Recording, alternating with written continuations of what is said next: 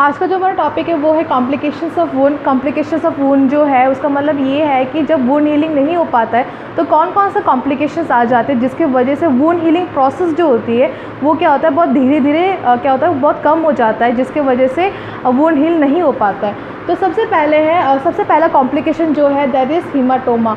Haematoma मतलब कि क्या, हैमरेज हो जाना। हैमरेज मतलब कि जहाँ पे वुंड जो हो रहा है, जहाँ पे वुंड हो रखा है, कट हो रखा है, वहाँ पे क्या हो रहा है बहुत ज़्यादा ब्लड का एक्यूमुलेशन हो जाना, ब्लड जो है भर जाना, जिसके वजह से क्या है कि नए जो फाइब्रोब्लास्ट वगैरह जो नए सेल्स जो है वो नहीं बन पाता है, बिकॉज ऑलरेडी जो है वहाँ पे ब्लड से भरा होगा वो जगह जो है, तो जिसके वजह से वहाँ पे नया सेल्स नहीं बन पाते, जिसके वजह से वो वुंड जो है वो हील हो ही नहीं पाता है, तो बहुत ज़्यादा कॉम्प्लिकेशंस हो सकती है, तो उसको हम हीमाटोमा बोलते हैं। उसके बाद दूसरा जो है दैट इज़ इन्फेक्शन या सेप्सिस जो है।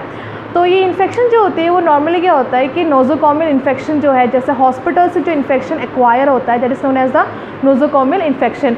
तो इसमें क्या होता है कि नॉर्मली कोई भी वुंड लगी होगी तो हॉस्पिटल एनवायरनमेंट में अगर ऐसा कोई भी माइक्रो ऑर्गेनिजम्स है जो कि आपके वुंड को जो है सेप्सिस कर सकता है, मतलब वहाँ पे इन्फेक्शन पहुँचा सकता है, तो उसको हम क्या बोलेंगे, नोज़ोकॉमियल इन्फेक्शन। तो इन्फेक्शन में क्या हो गया कि नॉर्मली कोई कट लगी है, पहले इतना सीवियर नहीं था, लेकिन क्या है कि कोई भी लापरवाही की वजह से हो गया।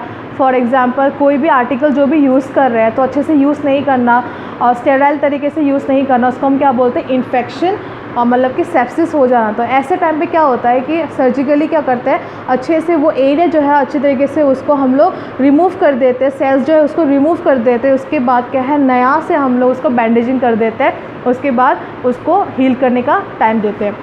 Okay, third is are cellulitis. Cellulitis में क्या होता है कि सेलुलाइट्स जो होती है वो ऐसा होता है कि जो भी इन्फेक्शन जो हो गया वो फिर टिश्यू टू टिश्यू जो है वहाँ पे फैल रहा हो। तो जैसे नॉर्मली अगर हाथ में अगर कोई भी कट लग गई है तो हाथ के जो टिश्यूज़ है वहाँ पे क्या है धीरे धीरे क्या है वहाँ पे इन्फेक्शन जो है वो फैलता जाना, जिसके वजह से यहाँ पे इतना स्वेलिंग हो जाता है कि हाथ के जो नॉर्मल मूवमेंट वगैरह होता है, जो नॉर्मल काम होता है, वो चीज़ नहीं हो पाती, that is known as a cellulitis. उसके बाद होता है एब्सिस। एब्सिस मतलब कि क्या होता है, एब्सिस मतलब कि कोई भी वुंड हो गया, कहीं पे भी चोट लगी हो, वहाँ पे क्या हो गया, बैक्टीरिया के प्रेजेंस के वजह से वहाँ पे पस फॉर्मेशन शुरू हो जाना। तो वहाँ पे पस देखने को मिलेगी, नेक्रोसिस मतलब डेड सेल्स वो देखने को मिलेगा, या फिर ब्लड जो है वहाँ पे देखने को मिलेगा। तो एब्सिस मतलब कि जब पस फॉर्मेशन होना शुरू हो जाता है, पस फॉर्मेशन कब होता है, जब माइक्रो ऑर्गेनिजम्स या बैक्टीरिया जो है वहाँ पे वो लोग वहाँ पे ग्रो करने लग जाता है, वहाँ पे मल्टीप्लाई करने लग जाती है, तो वहाँ पे क्या होता है कि पस फॉर्मेशन हो जाता है। तो पस फॉर्मेशन को हम क्या बोलते हैं, एब्सिस। तो वुंड हीलिंग में अगर पस फॉर्मेशन हो गया तो वुंड हीलिंग प्रोसेस जो है वो नहीं हो पाती है। Okay, next is lymphangitis. Lymphangitis मतलब कि हमें पता है लिम्फ ऑर्गन जो है पूरी बॉडी में है, जहाँ जहाँ ब्लड सर्कुलेशन है वहाँ जो है ये लिम्फेटिक टिश्यूज़ जो है, लिम्फेटिक ये जो ऑर्गन्स जो है वहाँ पे होती है। तो ये जो है हमारा एज अ डिफेंस मैकेनिज़्म जो है काम करती है। This is a type of WBC, जो हमारे बॉडी के लिए क्या इम्यूनिटी जो है वहाँ पे होती है, जिसकी वजह से कोई भी अगर बैक्टीरियाज वगैरह या फिर माइक्रो ऑर्गेनिजम्स वगैरह जो है हमारे बॉडी के अंदर आ जाती है, तो सबसे पहले डिफेंस मैकेनिज़्म यही होता है। तो लिम्फेंजाइटिस का मतलब क्या, इन्फ्लामेशन हो जाना। तो इस ऑर्गन में इन्फ्लामेशन हो जाना, जिसके वजह से क्या है कि ब्लड के थ्रू, क्योंकि जहाँ जहाँ ब्लड जाती है वहाँ जो है ये लिम्स जो है वहाँ पे प्रेजेंट होती है। तो फिर वहाँ पे क्या होता है कि वहाँ जहाँ जहाँ ब्लड सर्कुलेशन हो रहा है, क्योंकि यहाँ पे इन्फ्लामेशन हो गया, इन्फेक्शन हो गया, तो जहाँ जहाँ ये ब्लड सर्कुलेशन जा रही होगी वहाँ इन्फेक्शन कॉज करता जाता है, तो जिसकी वजह से वुंड हीलिंग में बहुत ज़्यादा प्रॉब्लम आ जाती है। Okay, next is R dehiscence.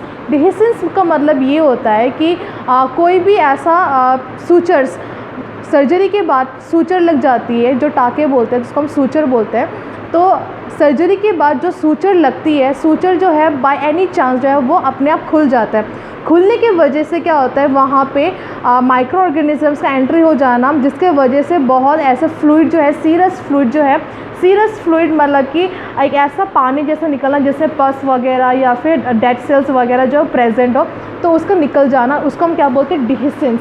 Dehiscence का मतलब क्या होता है, कोई भी ऐसा सर्जरी हो रखा है जिसके बाद हमने वहाँ पे ये सूचर लगाया गया है, सूचर जो है वो किसी भी रीज़न के वजह से टाके जो है वो खुल जाना अपने आप, जिसके वजह से माइक्रो ऑर्गेनिजम्स का एंट्री होने के बाद वहाँ पे पस फॉर्मेशन वगैरह हो रहा है, जिसकी वजह से वहाँ से पानी निकल रहा है, तो उसको हम क्या बोलते हैं, डेहिसेंस।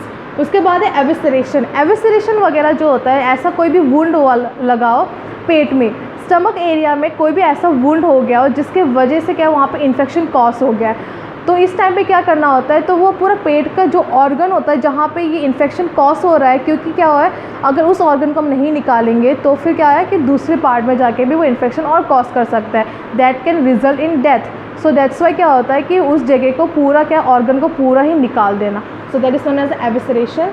तो this is all about the complications of wound. Complication of wound में कौन कौन सा आ रहा है, हीमाटोमा आ रहा है, इन्फेक्शन या फिर सेप्सिस जिसको हम बोलते हैं, सेलुलाइट्स, एब्सिस, लिम्फेंजाइटिस, डिहिसेंस एंड एविसरेशन। तो ये जो 7 जो कॉम्प्लिकेशंस जो है ये क्या करता है कि वुंड हीलिंग जो प्रोसेस होती है उसको क्या करता है, स्लो डाउन कर देता है, उसको रोक देता है। तो इस चीज़ को हम लोग कैसे उसको कर सकते हैं, एंटीबायोटिक्स वगैरह जो है वो एंटीबायोटिक थेरेपीज वगैरह जो है वो उसको देना, और जब भी वुंड हीलिंग में जब भी हम लोग ड्रेसिंग करते हैं तो उसको स्टेरिलाइज तरीके से ड्रेसिंग करवाना। तो this is all about the complications of wound. I hope कि आज का क्लास जो आपको समझ में आ गया हो। Thank you class.